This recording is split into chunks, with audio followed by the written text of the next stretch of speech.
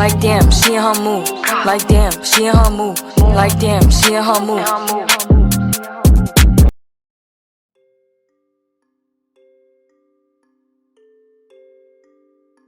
The Big Bang Theory is the idea that about 14.5 billion years ago, the entire universe started at a single point and blew up to how big it is now, and it's still expanding.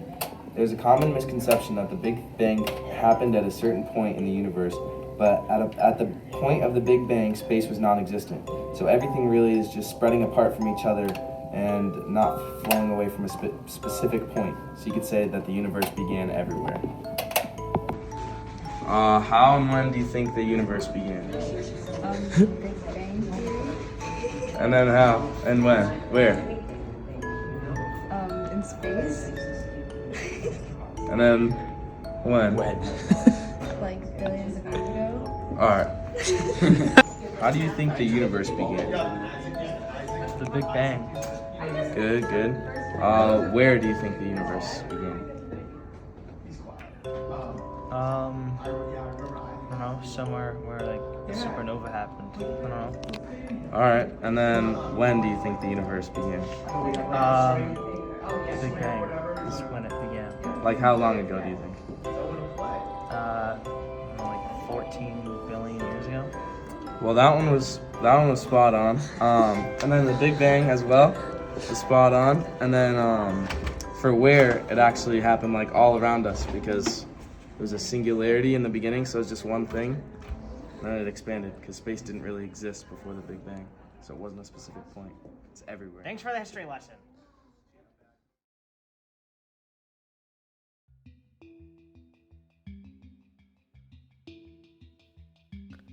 Hello, I'm Dominic Hammond, and this is the Bendiness of Time. Just what is the bendiness of time? Well, first we have to look into Einstein's theories of relativity. Einstein, doing all of his sciencey things, figured that the speed of light would remain constant and absolute no matter what speed the subjects were moving. He knew that the speed was a certain distance covered over a certain amount of time, so if the speed of light was unaffected and the distance it traveled also remained unaffected, then time must have been the variable changing. It was through this revelation that Einstein came up with the theory of special relativity. It states that the same laws of physics hold true in all inertial reference frames and that the speed of light is the same for all observers, even those moving with respect to one another. That being said, your travel speed does affect time. The faster you move through the three dimensions that define physical space, the more slowly you are moving through the fourth dimension, time. It is due to Einstein's theory of general relativity that we know how gravity also affects time. His theory states that what we perceive as the force of gravity arises from the curvature of space and time. From what we know about the theory of general relativity, gravity can bend space-time and therefore time itself. To help visualize this, imagine a clock. The closer said clock is to the source of gravitation, the slower time passes, and the farther the clock is from the source of gravitation, the faster time passes.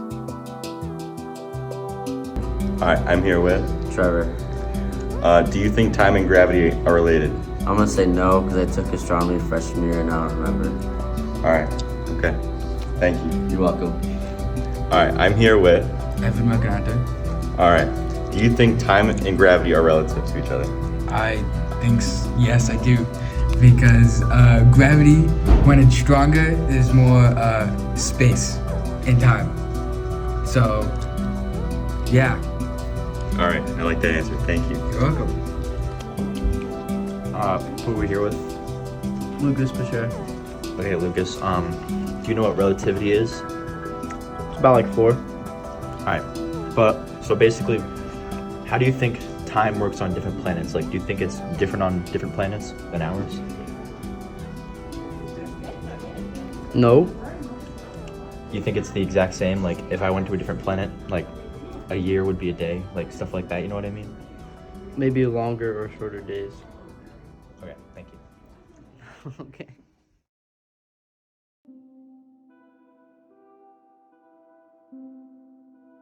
Glacier had been achieved October 4th, 1957, but we're still trying to reach deeper into our universe.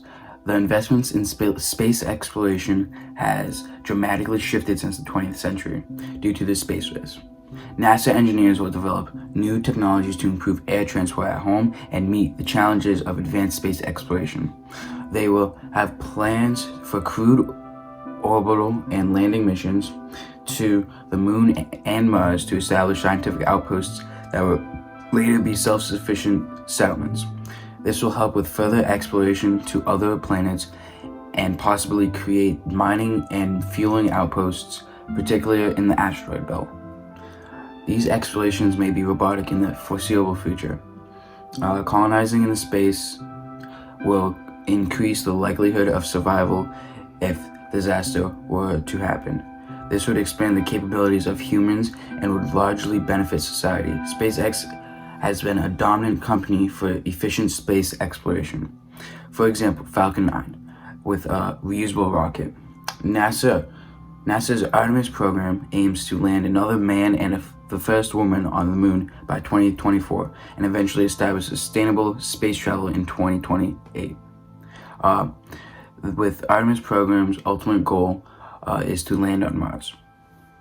I want to be talking about how in the future traveling in space could be much different. The Alcubierre drive, which is a theory, is a speculative rapid drive idea according to which a spacecraft could achieve apparent faster than light travel by contracting space in front of it and expanding space behind it. In general theory of relativity, the Einstein field equations or Einstein's equations relate the geometry of space-time to the distribution of matter within it. Alcubierre drive shifts space around an object so the object would arrive at its destination more quickly than light would in normal space without breaking any physical laws.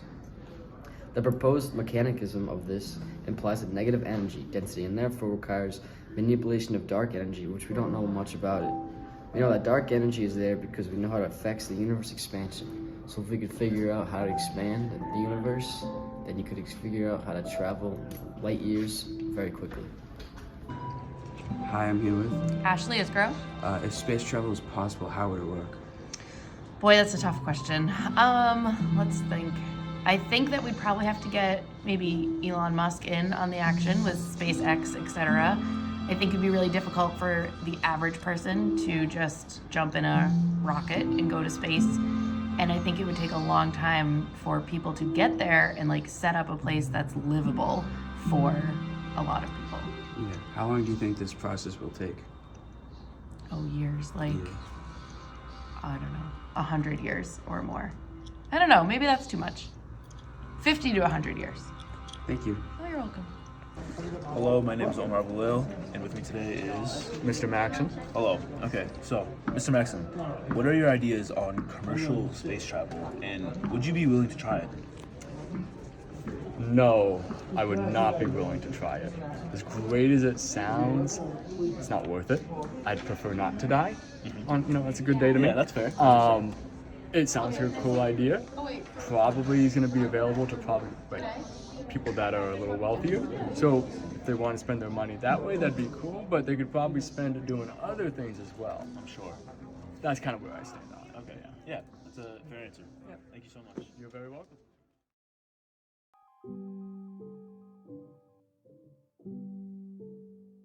What will the future of our universe look like? A lot of observations suggest that the expansion of the universe will continue forever. The prevailing theory is that the universe will cool as it expands, eventually becoming too cold to sustain life. And it'll also be called the Big Chill or the Big Freeze. Okay, other outcomes depends on how the rate of cosmic expansion changes in the future. If the gravity overpowers expansion, the cosmos will collapse in a big crunch. I'm here with Nicholas Almeida. What do you think the future of our universe will look like? I don't think it's going to exist anymore. What do you mean by it's not going to exist? Do you think it's just going to blow up or just disappear? Actually, exactly that. You know the Big Bang Theory? I assume you guys know since you all are astronomy students. Big Bang Theory, I feel like that's going to happen again. Just 10 times or infinity times larger. Are you saying there'll be a bigger bang? It's going to be the huge Bang Theory. Thank you. Shut up. I'm here with. Christian Sacco. What do you think the future of the universe will look like? I think that a lot of planets will blow up, making a lot of black holes, you know what I'm saying? Suck a lot of planets in. Frick up the universe. Yo. I'm here with. What's up? I'm Shiroz Chaudhry. What do you think the future of the universe will look like? I think the amount of planets are gonna decrease. Yeah. That's all? Yeah. All right, thank you.